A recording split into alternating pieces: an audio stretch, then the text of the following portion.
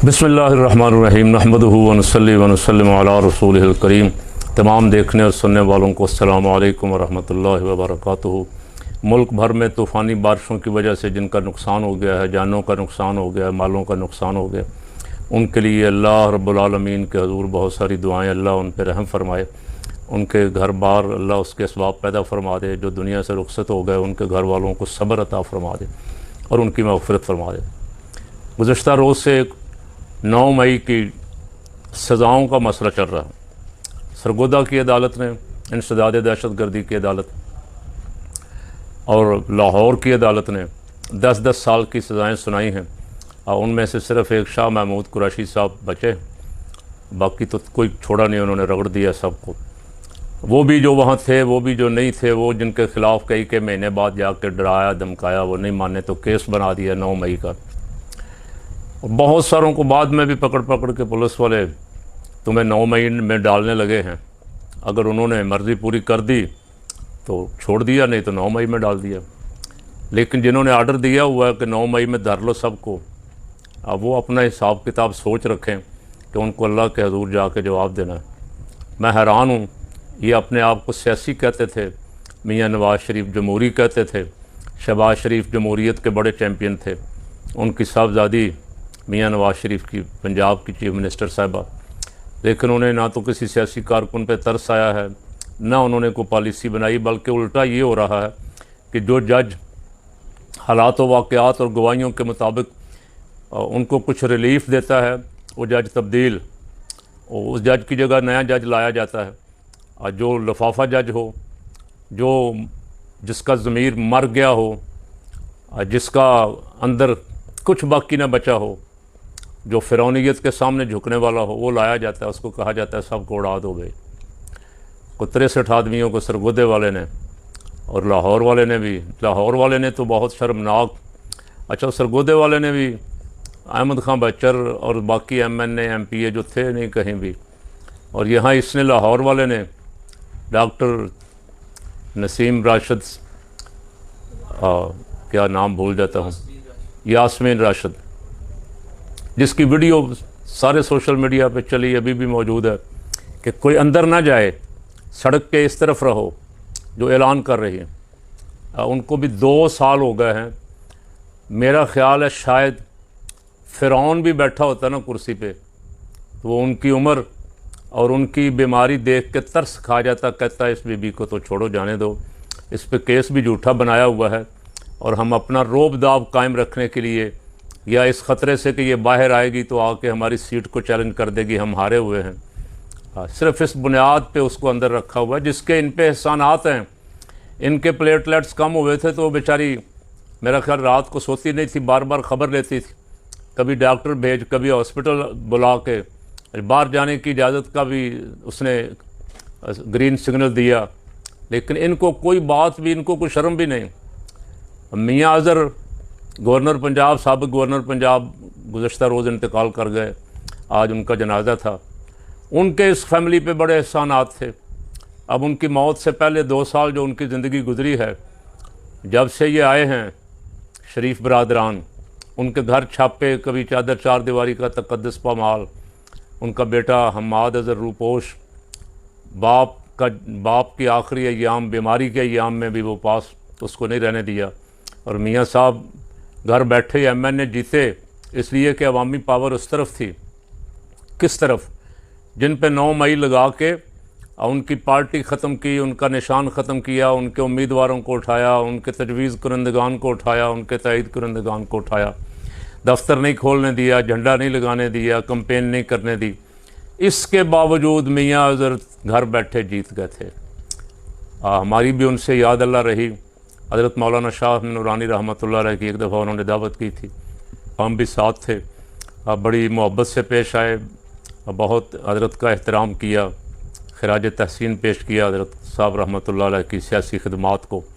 अल्लाह मियाँ साहब को गरीक रहमत फ़रमाए, उनके दर्जात बुलंद फ़रमाए और उनके लवाहिकीन को सब्र जमील अता। और मैं अर्ज़ कर रहा था कि जिन पे आम आदमी को भी, बेगाने को भी, दुश्मन को भी तरस आता है ना, इनको उन पे भी तरस नहीं आया।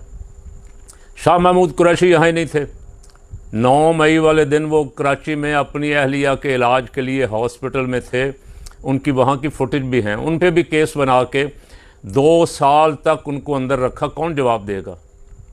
किसी को आखिर जवाब तो देना पड़ेगा। यहाँ से बच गए तो आखिर तो आगे तो जवाब है ही है, मालिक यौमिद्दीन तो पूछेगा ही ना।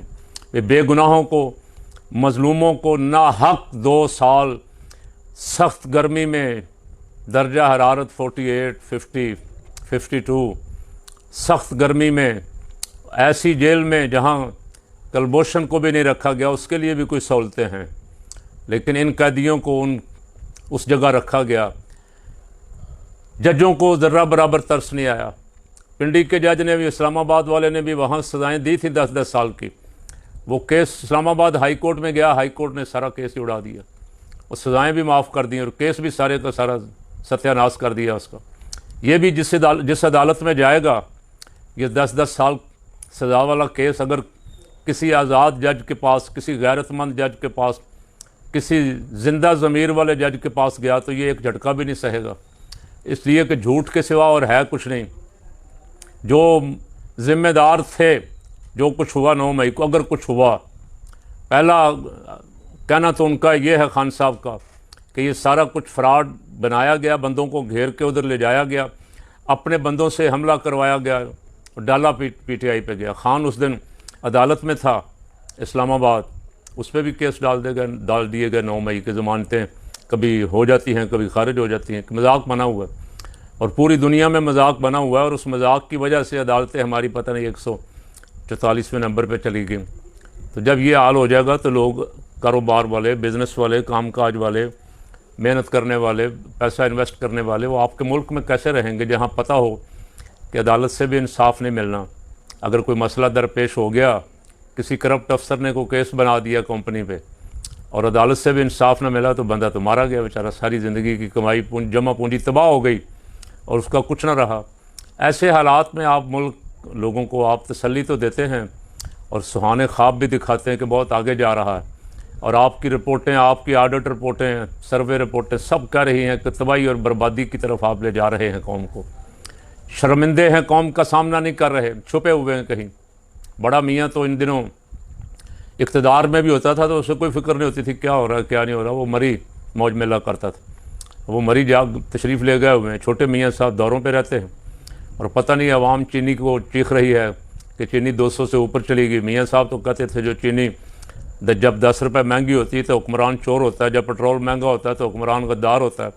वो मियाँ साहब जिनकी अपनी शुगर मिले हैं और ख़ुद ही 100 से 200 पे ले गए हैं, बोल ही नहीं रहे। आजकल कौम तलाश कर रही है उनको, जिन्होंने वादा किया था कि साल बाद हम बिजली की कीमतें नीचे ले आएंगे और ऊपर ले जा रहे हैं, पेट्रोल की कीमतें और ऊपर ले जा रहे हैं। आवाम का जीना मुश्किल किया हुआ, वो नहीं बोल रहे कहाँ हैं पता नहीं। गरीबों के साथ जुल्म हो रहा है और जज को भी नहीं पता कि फ़ैसले कौन लिख रहा है। तो इस तरह तो फ़ैसले मजाक ही बनेंगे ना, फिर अब फ़ैसले ही नहीं, मुल्क का ही मजाक बनेगा। इसलिए मैं मियाँ बरादरान से, ज़रदारी से, जो इस वक्त काबिज़ हैं, जैसे भी हैं, उनसे कहता हूँ कि खुदा के लिए इस मुल्क पे रहम करो, इस मुल्क के अवाम पे को रहम खाओ। इस तरह के फ़ैसले कब चाहिए था? जब आपको अल्लाह ने बड़ा मर्तबा दिया तो आप आम माफ़ी का ऐलान कर देते, वाह वाह हो जाती। उस एजाज़ से बड़ा एजाज़ ये आपको मिलता अगर आप जिन पे, और आपको, आपसे ज़्यादा किसको पता है कि ये केस कैसे हैं, इन केसों के पास क्या है, इन केसों में, ये आपसे ज़्यादा किसको पता है। अगर आप उस दिन ऐलान कर देते कि भाई सब के लिए आम माफ़ी का ऐलान है, बुज़ुर्ग हैं 70-70 साल के या जवान हैं जिनके बच्चे घरों में परेशान हैं, ख़ानदान फैमिलियाँ तबाह हो गई, आपने जो करना था कर लिया। एक पार्टी को नुकरे लगा दिया, एक पार्टी का हक भी छीन लिया। मुल्क के 70-80% अवाम उसके साथ हैं। आपने चोरों को बिठाना था बिठा लिया, कम से कम इतना ही कर लेते। और जिसको अल्लाह मर्तबा दे उसको बड़ा बनना चाहिए, बड़ा बन के दिखाना चाहिए। और बड़ापन क्या होता है ये अगर देखना है तो मेरे आका मौला अलैहिस्सलाम की सीरत मुबारक में देखो। हजूर मक्के शरीफ में दाखिल हो रहे हैं जहाँ जान के दुश्मन, जिन्होंने बदर में, ओहद में, अहज़ाब में बार बार हमला किया, बार बार ख़त्म करने की कोशिश की, ये चिराग बुझाने की कोशिश की, मक्का शरीफ में हजूर दाखिल हो रहे हैं और फरमा रहे हैं ला तस्रीब अलैकुमुल यौम, आम माफ़ी का ऐलान कर रहे हैं। तो आज तक तारीख़ में वो आम माफ़ी सुनहरी हरूफ से लिखी हुई है। दुश्मन भी उसकी मिसालें देते हैं। काश आप भी उससे सीखते, यूसुफ़ अलैहिस्सलाम की आम माफ़ी से सीखते, अपने आका मौला अलैहिस्सलाम की आम माफ़ी से सीखते कि जान के दुश्मनों को माफ़ कर दिए। आपको अल्लाह ने जब इंडिया पे बरतरी दी, आप फील्ड मार्शल बने, उस दिन आपको वज़ीर आज़म को कान से पकड़ के कहना चाहिए था कि आम माफ़ी का ऐलान करो, कोई ना हक किसी जेल में न रहे। तो आप, मेरा ख्याल है, जो आप वैसे कोशिश करते हैं ना किसी तरह लोग हमारी तरफ आ जाएं, अगर आप फ़कीर की ये बात मान के उस वक्त एक काम कर लेते तो बहुत सारे लोगों के दिल आप जीत सकते थे। लेकिन काश कोई तो आखिर थिंक टैंक में, आपके पास बैठने वालों में, आपके मशवरे देने वालों में कोई एक तो ऐसा हो जो इस तरह का मशवरा दे जिससे आपकी नेकनामी में इजाफ़ा हो, जिससे आपकी इज़्ज़त में इजाफ़ा हो, जिससे आपकी लोगों के दिलों में इज़्ज़त, अज़मत बैठ जाए कि यार ये कोई बड़ा इंसान है। बहरहाल मैं भी इन फ़ैसलों की मज़म्मत करता हूँ। जजों ने, लाहौर के जज ने और सरगोदे के जज ने जो फ़ैसले किए हैं ये मुनसिफ़ाना नहीं है, अदल का, इंसाफ का कत्ल किया है। अल्लाह ताला आने वाले अगले जो हाई कोर्ट के जज हैं उनको इन फ़ैसलों को दुरुस्त करने की तौफ़ीक़ अता फ़रमाए।